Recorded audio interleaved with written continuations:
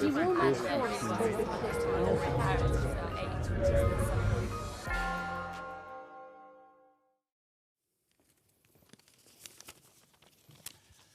Ladies and gentlemen, as Vice-Chancellor of the University of Oxford, it is my pleasure to welcome you this afternoon and to greet some very special guests.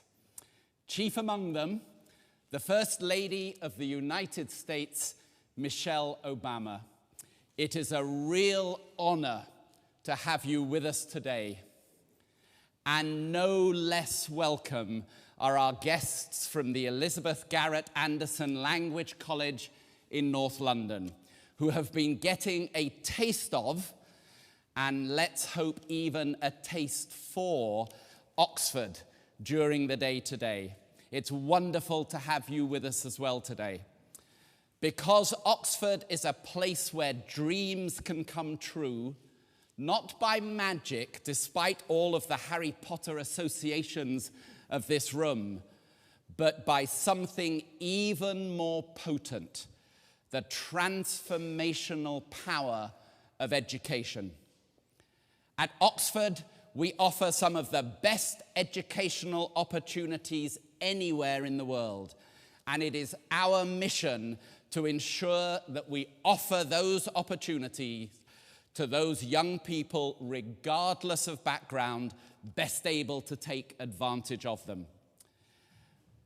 I know this is a cause dear to your heart, Mrs. Obama, and not only in your capacity as First Lady. So we look forward greatly to hearing your thoughts and those of our other guests this afternoon. Thank you.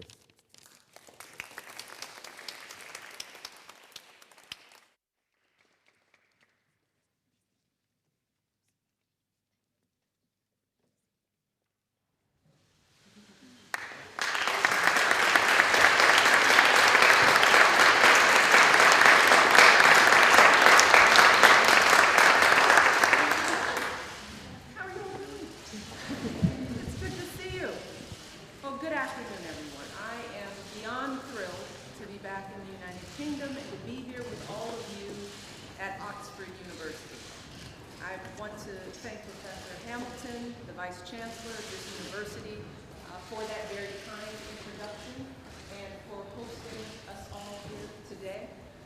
And thanks to Professor Hamilton and to the Dean of Christ Church College, the very Reverend Christopher Lewis, also for hosting us as well today. I also want to recognize Joe Dibb, Joe, who has just been so terrific, just such a wonderful example of what leadership can be. She's the head of the school at the Elizabeth Garrett Anderson. We're losing a mic. For her leadership, does that work better? for her leadership and for joining us here today. And I want to thank the Oxford students as well who've served as mentors today. Thank you for your time. Thank you for making all of us feel so welcome, for looking after these beautiful young women, and thank you for your hard work and effort. But most of all, I want to recognize these brilliant young women from the Elizabeth Garrett Anderson School. My visit to your school 2 years ago, and some of you weren't there when I came, correct? That was my first solo international event as First Lady. Truly, that was the first time I went off all by myself as First Lady. And from the minute that I walked into the door of your school, I knew I had come to a very special place. It was clear to me that you all were so very special. I was blown away by your talent. You all put on a performance for me at the drop of the hat, and I understand you didn't even really know I was coming, but you put on such a performance. And I was also impressed with your achievements. I was inspired by your passion and your energy. And I felt this strong sense of connection with all of you, because in your stories, I saw so much of my own story. So I knew that the next time I came to the United Kingdom, I wanted to visit with all of the students again. And I knew that I wanted to visit with all of you in a place like this. Look around. I mean, just look at this, a renowned university that has trained so many of the world's brightest minds and greatest leaders. And I'm not the only one who's excited to see you all here today. Students and faculty at this university were eager to visit with you all as well. And there's a reason for that. It's because all of us, and it's important for you to know that all of us believe that you belong here, that this is a place for you as well. We passionately believe that you have the talent within you, you have the drive, you have the experience to succeed here at Oxford and at universities just like it across the country and across the world. Because you attend a school that has been labeled outstanding, a school that's preparing you for whatever course of study that you might choose.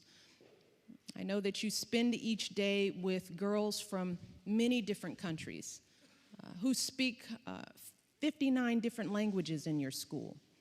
So you're already learning how to fit in to a university like Oxford, which has students from more than 140 different countries. And finally, by overcoming challenges in your lives, by adjusting to a new culture and learning a new language, many of you enduring hardships in your own families. Through those experiences, you have gained strength, courage, and maturity that is far beyond your years. And those qualities will help you succeed in school and in life. So in other words, all of us who brought you here today, don't just think that universities have a lot to offer you. We believe that you all have a lot to offer these universities. Your talent, your passion, your unique life experiences, and we very much want you to believe that's true as well. And I know that from my own experience, that can be hard sometimes. And I remember back when I was your age, trying to decide which schools that I would apply to, and I remember how well-meaning but misguided people sometimes question whether someone with my background could succeed at an elite university. And when I was accepted at one of those universities, I had all kinds of worries and fears and doubts before I entered. I worried that I wouldn't be as well prepared as students who had come from more privileged families. I worried that I wouldn't fit in somewhere so different from where I'd grown up, or with people whose backgrounds were so different from mine. But after a few months in college, away from home on my own, I realized that I was just as capable and I had just as much to offer any of my classmates. I realized that if I worked hard enough, I could do just as well as anyone else. I realized that success is not about the background you're from. It's about the confidence that you have and the effort you're willing to invest. Clarissa here knows that as well. She's one of our mentors here today. Where's Clarissa? There she is. And she's also a graduate of the Elizabeth Garrett Anderson School. And she's going to be sharing a story in a minute, but I want to give you a little preview because I'm worried that she'll be too modest to tell you about all her achievements. Clarissa, I understand, was a star student at Elizabeth Garrett Anderson with outstanding test scores, and she's now reading English literature language here at Oxford. She also somehow finds time here to be an award-winning poet. She serves as president of the Oxford Poetry Society, and she's one of only 7 young editors currently working for a major international publishing company. So if any of you ever start to doubt yourselves, I want you to remember Clarissa's story, if mine somehow doesn't resonate. I want you to remember that she started out just like all of you. And I want you to know that you have everything you need to succeed at a place like this. You just have to work hard. That's it. You have to push yourselves. That's the only thing. This does not come easy for anyone. Everyone here, regardless of their background, got here because they worked hard. And you stay here because you work hard. But more importantly, you have to believe in yourself. You have to mentally believe that you can be here. You have to paint that picture for yourself. And most of all, when you eventually get to a place like Oxford, I want every last one of you to reach back and to help others get here too. That's one of the reasons why I'm here. Reaching back, even as First Lady of the United States, making sure that other young girls get the same opportunities that I had. Maybe that means mentoring or tutoring young people in your community. Or maybe it means keeping in touch with students at Elizabeth Garrett Anderson and helping them with their university applications. Because many kids don't have the experience to even apply. And the one thing is that you don't have to wait until you've made it yourself. You don't have to wait until you're big time. You can start the minute that you get back to school. Because for every one of you here, there's someone else from your school who could be here, who won't have this opportunity. So I want you to tell your classmates about the people that you met here today, about the classes you attended here, and I want you to get them all inspired and excited about what you've seen here today. You all have so much to offer. You have to believe that, and I look forward to seeing all of you fulfill whatever dreams you have, and I know they're big.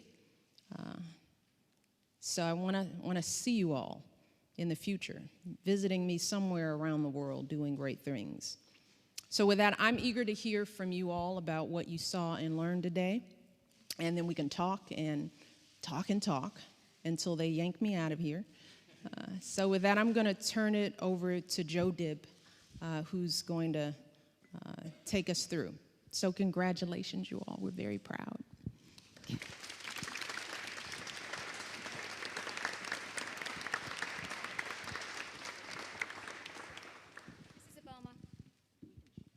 Share that. Thank you so much, not just for today, but for what you did for our school when you visited us in 2009. You said perhaps your words didn't resonate, but they certainly did, and all the girls here would tell you that you're still a very, very important part of our school's history. So important that I've actually said to the girls back at school, so they can be part of it, that their teachers can show this on television during their lessons. So you can see how important that is. I've let them off their learning for a while because we really think this will be far more important. The words that you said then continue to inspire us. They really do. The girls still talk about it. And we are just so grateful that you've followed our progress, you've shared our successes, and that what you've done is you've exemplified your commitment to making sure that a young person's background does not determine her future. And by giving up time again today, that's real testimony to the effort you're putting into that and helping us in what is the core mission of the school. So thank you so much for that. I'd also like, before I introduce Clarissa formally, is to thank the Vice-Chancellor and all the staff at the university and all the mentors who have done such a fantastic job and made it so easy for us, much easier for when you came to the school 2 years ago. They've had all to put up with all of that, so thank you so much to everybody at the university. I think after the experience today, the staff may well be getting lots of applications from EGA students.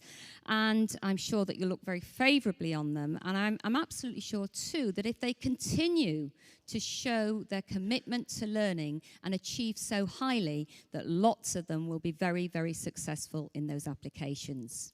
And we have a student here today who's done just that, who was successful. And it's my pleasure to introduce Clarissa. Clarissa was a student at EGA from 2002 to 2007, and she was even then a remarkable young woman. And she had a real passion for both philosophy and for poetry, and it's great to know that she's continued to foster and nurture those talents. She was also a gifted pianist, and I think had lots of opportunities to perform while at EGA. She went on to achieve outstanding results, is now a student reading English here at Oxford. Clarissa, I'm delighted to see you. I'm also incredibly proud to be introducing you to speak here this afternoon. So over to you, Clarissa.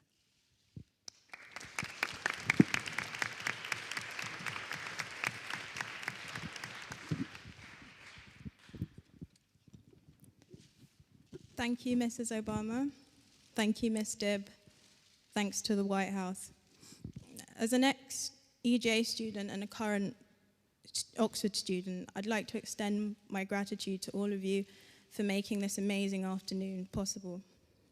I graduated from EGA in 2007 and went on to study English literature, maths, philosophy, and physics at A-level. I'm now a second-year undergraduate of English language and literature at Oxford. It was both my father and my English teacher, Mr. Silver, who got me enthused about language and literature. And because of this, most of the things I've done since I've left EGA have been about language and literature. So on the one hand, I wouldn't be the person I am today were it not for people like my parents and my teachers. But on the other hand, I wouldn't be that person either if I hadn't have found my own interests. And this is what I want to talk about to you. In 2008, I was selected to be on the New Views panel for the National Theatre, and I also won the Roundhouse Theatre's Annual Poetry Prize, and I've since gone on to become part of the Barbican Young Poets alumni.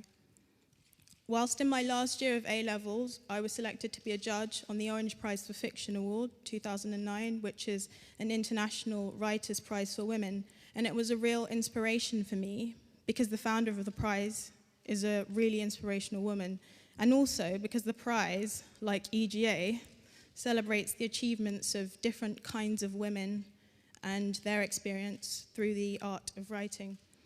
And writing and the arts have always been very important to me. And in a recent workshop at the White House, the First Lady commented on how the arts can complement education, and this is something I completely believe in. And so for the past 3 years, I've worked on an editorial board for Penguin Publisher as a young editor to help foster young people's interests in writing and reading.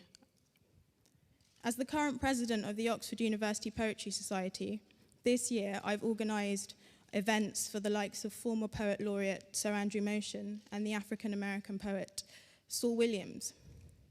But I never planned any of this. I was never one of those people who, always wrote poetry. It was just that I tried it out, it was something I found I enjoyed and that I could be good at if I worked hard.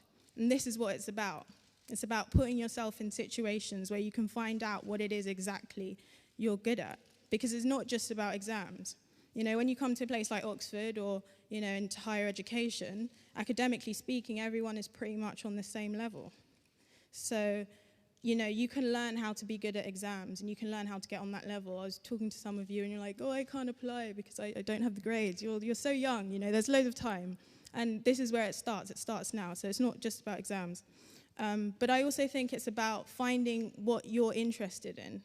It's about trying something else as well in that area because it might turn out you're actually better at that thing than you thought you were. So, I hear lots of people saying, they want to be musicians, but why don't you want to be a music producer or or manage musicians as young women? There's so much opportunities for you. People say, they want to be doctors. Today you've been hearing talks about physics and black holes and quantum mechanics. There are lack of female physicists in the world, and you have an opportunity to fill the gap. So as young women, I think living in the 21st century, you must be able to deconstruct what labels are given to you, what people say to you. Don't accept anything. Construct your own image. And, once you do this and you have the confidence and you believe in yourself, you can do anything you want to do. And also, you guys, you live in London, you have Oyster cards, you can get to places, so you don't have any excuses. You can do anything you want to do. The world is your oyster. And I think Beyonce did say quite rightly and quite recently, who runs the world? Girls.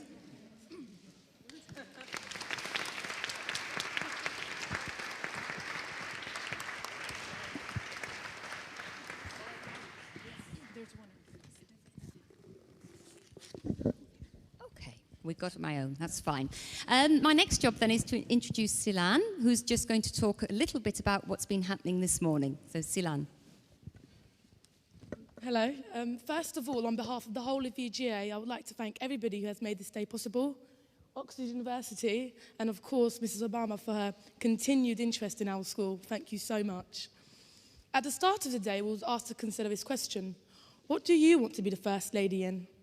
We have been inspired by the presentation from 4 women, all of which have achieved without limits in their own respective fields: anthropology, biology, physics, and art. For me, this day has really crystallized my ambitions to become a successful doctor in the future. We learnt about the Black Indians and how their cultural artifacts are vital in their sense of identity. We were all given a piece of Angela Palmer's Ghost Forest, which will serve as a permanent reminder of our precious experiences of today. We were also asked to pass one on to Mrs. Obama, which you can pick up later. Okay. Today's whole experience has reinforced our belief that with hard work and with inspiration, we can all achieve without limits.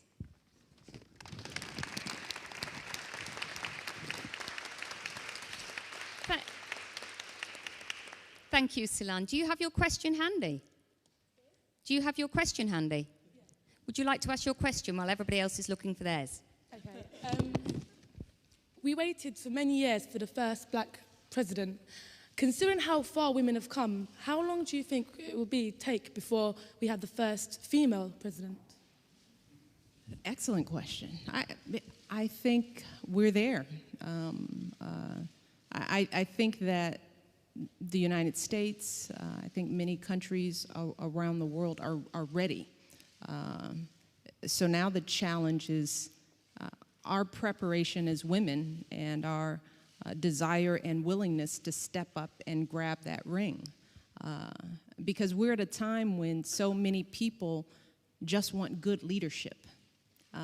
They want people, number one, who have good character, who are open, who are especially young people, because you all see the world in such broader terms, particularly students at Oxford, students who get to travel and experience the world.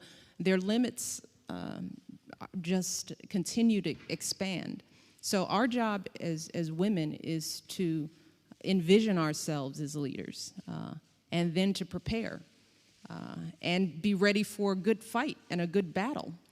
Because one thing about our success is that no one feels sorry or is going to take it easy on us, right?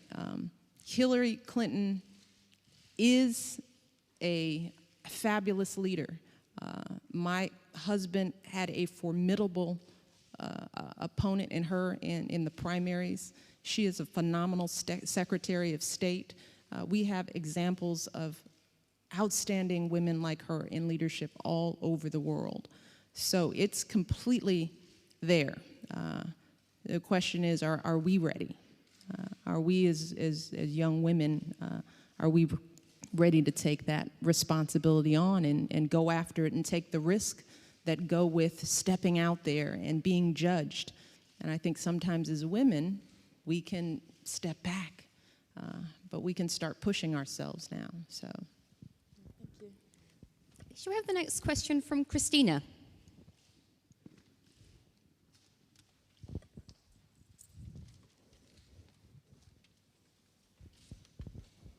Yeah, my name's Christina, and I'm 13 years old, and I'm from London. My question is, how is it different in raising your children now in the White House than before? That's a good question. There are a lot more cameras. You know, my philosophy about mothering and how I feel about being a mother hasn't changed. That doesn't change with the house you live in, the job that you have. And truly, I call myself mom in chief. It's not because I don't value career or my education. You know, I am glad that I have the education that I do. I'm glad I have the accomplishments that I have. But truly, the most important thing to me is raising strong women and raising my daughters well, probably because that's what my mother did for me. So I think that is the most important job that I will ever have, and it doesn't really matter where we live. But my husband and I, the president, were very protective to make sure they get privacy and normalcy. But we push them just like we would at any time. Our girls have responsibilities. We want to make sure they don't take anything for granted, that they're grateful. The things I tell my girls are the same things I tell all of you. Don't be afraid to fail. Don't be afraid to take risks. Learn to use your voice now. Ask questions. Ask stupid questions. Be laughed at. Get it wrong. Trip, fall, and then get back up. Do your homework. Do chores. Have responsibilities, because what I tell my kids, you have to practice who you want to be. You know, you don't wake up one morning and you're suddenly who you think you want to be. You have to put some energy into it. So if you want to be an honest person, you have to be an honest person every day, even starting at 3 and 4 and 5, right? If you're going to be a hard work doesn't just appear. You have to practice hard work. You have to practice effort. You know, and I also encourage them and try to help them understand that good things don't come easy. You know, with that effort, you know, that's where you grow. That's where growth, some of the best times in my life when I've grown, it's when I've done something hard, when I've overcome a fear. You don't realize that when you're doing it, but when you come out on the other side, you realize, wow, I've really stepped up. So I push my girls, but more importantly, I love them a lot. And that's what I feel for all of you. I want you guys to feel that in your lives so that you can be excellent, okay? So it's no different, right? Shall we have the next question from Yasmin?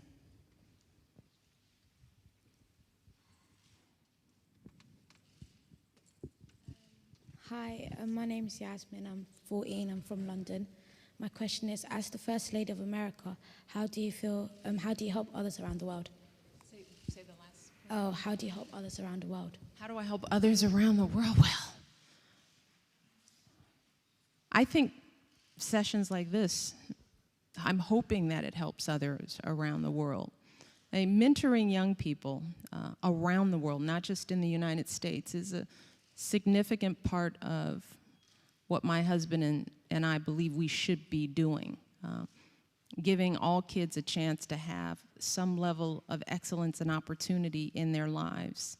And we've started doing mentoring. One of the things I mentioned in my remarks is that it is so important, no matter where you are in your life, to think about how you're helping those behind you, those younger than you, come up. And that's just not an American notion. That's what we need to be doing around the world. So mentoring is a big part of what gives us joy and pleasure and makes us feel accomplished. Because it's not enough for us to just sit in our success and advantage if we're not doing everything we can as often as possible to bring others up. And I believe that's especially true for women around the world, women and young girls. So these messages of hope and possibility and education and leadership and service and talking about that and shining these bright lights on models of that, you know. I want the world to see you all, because there's going to be a set of girls looking at this, reading about this day. And even if they didn't get to be here, they're somewhere, maybe in a small village or in a city somewhere. They're going to see you, and they're going to feel some sense of possibility. Even if they're struggling or they're challenged, my hope is that your stories resonate, because they can. Don't believe that this experience doesn't matter to somebody beyond yourself. It can resonate here in the UK, and it can resonate around the world. So that's a part of what we're trying to do. But we need your help. So we need you to be ready. We need more mentors. We need more young women pushing these doors open and getting into schools like this and other places. I mean, Oxford is one of the most renowned universities, but there are outstanding universities and colleges that people haven't even heard of that provide an excellent education. So we're pushing you to dream big, because if you can see yourself here in Oxford, then you can see yourself anywhere, right? But, you know, don't feel like this is the only place to go. You have to get an education. You must get an education. You must be smart. You must be prepared. And that can happen anywhere. That can happen in community colleges, in small universities, in small cities. So that can happen anywhere. So those are some of the messages that we're trying to push for on an international scale. But we need you guys to be ready. All right? You gonna be ready? Okay. Thank you. Seren, are you ready to ask your question? I'm Seren. I'm 13 years old. My question is, when you first met the president, did you think that he would go on to achieve such great things? Absolutely not. No, I'm just kidding. You know, that's the thing about visioning. So honestly, when I met him, I knew he was special. You know, I'm sharing secrets now, so we have to pretend like none of these people are here, because they're writing it all down. I knew he was a special person. And it had nothing to do with his education. It had nothing to do with his potential. And I say this to young women, don't check off. There are a lot of women who have the boxes. Did he go to the right school? What is his income? You know, it was none of that. It was how he felt about his mother. The love that he felt for his mother, his relationship to women, his work ethic. We worked together in a firm. He did his work, and he was good, and he was smart, and I like that. And he was low-key, and he wasn't impressed with himself. And he was funny, and we joked a lot. And he loved his little sister. Those are the things, and he was a community organizer. I really respected that. Here we are in a big law firm, right? And everybody was pushing to make money. He was one of the smartest students at Harvard Law School, one of the smartest associates in our firm. He had the chance to clerk for the Supreme Court. And I thought, well, you're definitely going to do that, right? Only a few people even have the chance to do that. And he was like, not really. And I think I can do more work working with folks in churches. And I was like, whoa, that's different. And he meant it. It wasn't a line. He wasn't trying to impress me. It was those kind of values that made me think, you don't meet people like that often. And when you couple that with talent, and he's cute, you know, I always thought he would be useful. But I had no idea he would be president. I didn't think he was going to be president until the night we were standing on the stage, and he actually won. And I was like, God, look, you won. But the lesson, particularly, I think, for women in this is reach for partners that make you better. You know, do not bring people in your life who weigh you down, and trust your instincts. You know, good relationships feel good. They feel right. They don't hurt. They're not painful.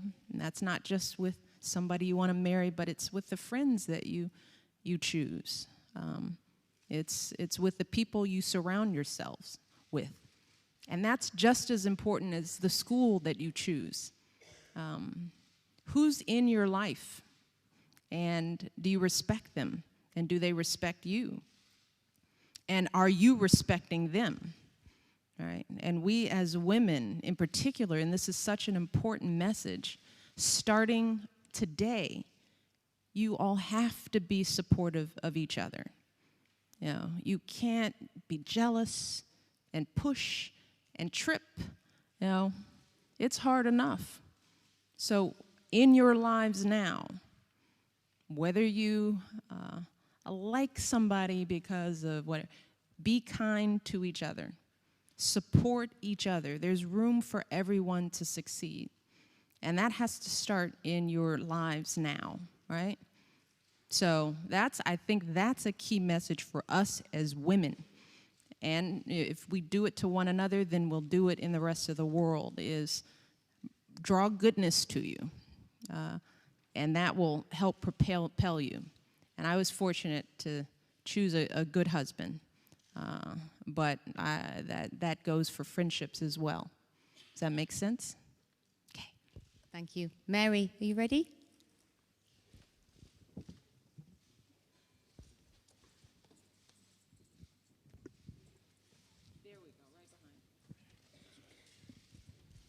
Hello, my name's Mary and I'm 14 years old. And my question is, during your studies, did you ever suffer from low self-esteem? And if so, that you are the first lady, who helped you the most? What helped me the most? Who helped you? Low self-esteem, doubt. Yeah, I talked about that. Because I wasn't sure, because other people told me that I might not be able to do well in school for whatever reason. I was always a good student. I worked hard, but I thought there was some magic that happened that made you really, I didn't know that it was just plain old hard work. So there were periods of doubt for sure. I think I have doubts today. Doubts don't go away.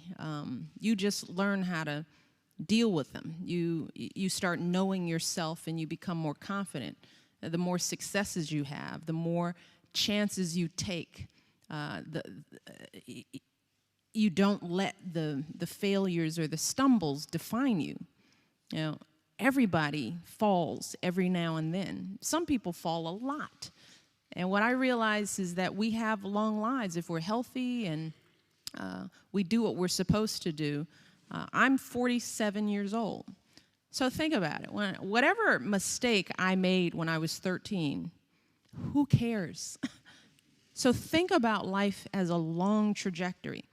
But at the same time, you don't want to make huge mistakes, because when you're young, making big mistakes can last forever, right? So you want to choose wisely. But the stumbles, the lessons learned, that's part of life that makes you grow. But I came to know that. I didn't know that when I was your age. I thought every mistake was the end of the world. I'll never get into school. I'll never be, of course, we all feel that way. But just continue to work, put the effort in. And I think that has been some of what's helped me being First Lady.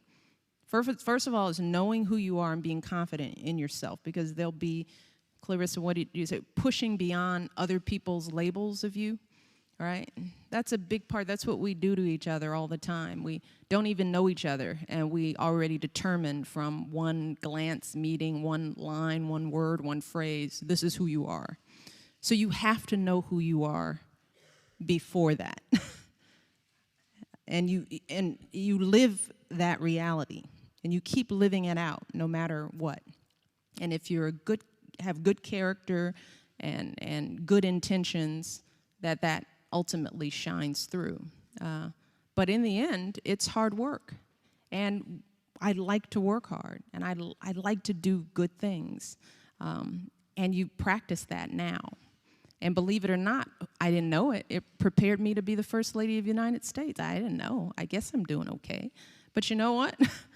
Every day we just get up and keep doing what we think is the right thing, right? Thanks. Should we have Anissa next? Thank you. Hello, my name is Anissa Siddiqui. What do your children want to be when they grow up? Because I know that you're the First Lady. Do they aspire to be as high as that? The one thing about your children is they never want to be like you. They want to be the opposite of you. But the truth is, they now know that they have no idea what they want to be. I think Malia tried to answer. Somebody asked her that question, and she started to answer. She gave 5 answers. This is when she was 11. And then she finally said, I don't know. I'm 11. And you might say that for a very long time, but fortunately they understand they don't know what they want to be. But they know they aspire to go to great schools. That's what they're starting to do now. I don't think they understand. Malia understands a little bit more than Sasha, but again, my kids see the possibilities, so they aspire to the best, right? That's what we want you all to do, because they're no different from you. It's just they've set their bar really high already. But what they do know is that with that high bar, that means you got to work even harder. And you've got to be okay with working harder. And that means you're going to stumble a little bit. There's one thing I have to convince one of my children of is, it's not about getting the A. Now, Joe, don't fall over. It's not always about getting the A. It's about learning, and it's about loving learning, right? And sometimes the A won't come because you take a course that pushes you, right? And it's going to be hard, and you're going to, again, stumble a little bit. But if you always just go for the grade, sometimes you'll bypass what's interesting because you might not get a good grade in it, right? And I don't want you all to start doing that too early. Read, write, read. If the president were here, one of his greatest strengths is reading. That's one of the reasons why he's a good communicator, why he's such a good writer. He's a voracious reader. So we're trying to get our girls, no matter what, to love reading and to challenge themselves with what they read, and not just read the gossip books, but to push themselves beyond and do things that maybe they wouldn't do. So I would encourage you all to read. Just keep reading. And writing is another skill. It's practice. The more you write, the better you get. Drafts. Our kids are learning. The first draft means nothing. You're going to do 7, 10 drafts. That's writing. It's not failure. It's not the teacher not liking you because it's all marked up in red. When you get to be a good writer, you mark your own stuff in red, and you rewrite, and you rewrite, and you rewrite. That's what writing is. And if you come out with those skills, and then you're confident, and you can articulate, and you can stand up straight and look anybody in the eye and say, this is who I am, it's a pleasure to meet you. That's one of the things we try to do with our mentoring program with young girls. My message to them is, if you can walk into the White House and meet the First Lady and say, my name is, how are you, and look me in the eye, then there's nothing you can't do. That's why it's important. If you guys walked here, are sitting here in front of all these people, standing tall, asking questions, using your voice, you have to practice that. These arenas just show up again and again, and then you just get used to it. The nerves go away, and you start relaxing into your own abilities. But it's practice. That makes sense? So that's what my girls, we're working on that. That's baseline stuff. They get that stuff down, and then whatever they want to be, it really doesn't matter. They'll just be good at it, right? Whatever they do, they'll be passionate about it, and they'll be good at it. I think we've got time for just one more question and a very quick answer, I believe. So have we got BC?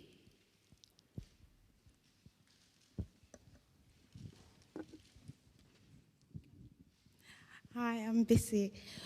One question that's like I want to know is what's life like on a daily basis? Life on a daily basis. Sometimes look, I'm here. Yesterday, we slept in Buckingham Palace. We had a state dinner with the Queen. Friday, I'll go home and go to soccer and look over homework. It can range from very mundane and normal to, my God, who could have ever have dreamed? That's what life is like in the White House. But it is exciting, and it is a privilege, mostly because I get to meet you guys. And I do, want you to understand that for people like us, moving you all to a better place is the only reason we do this. The dresses, the cars, the horses, the carriages, I can watch that on TV. But moving you guys and pushing you to see more for yourselves is all that matters. So if the White House lets me do that, we can use it and we can open it up and invite kids in. And we had a poetry session, and we invited young kids in just last week from all over the country, and they talked to some of the most outstanding poets, and they read their poetry in the stateroom, and then we had a poetry night, and Common was there. He's very cute. But everybody from poet laureates to hip-hop folks, right? It's like being able to mix up the world in that interesting way. The White House allows you to do that, and it's fun to watch, and it's fun to have the opportunity to do that. So, otherwise, it's kind of cool. Thank you so much.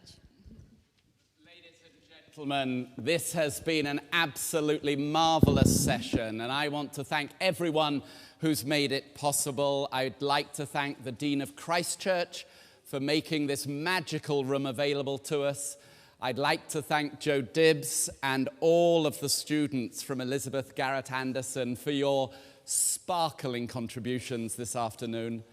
Let me also thank the student mentors and Clarissa for your contributions. Student mentors, I passed on those Oxford sweatshirts, so let's hope we'll see them in the White House.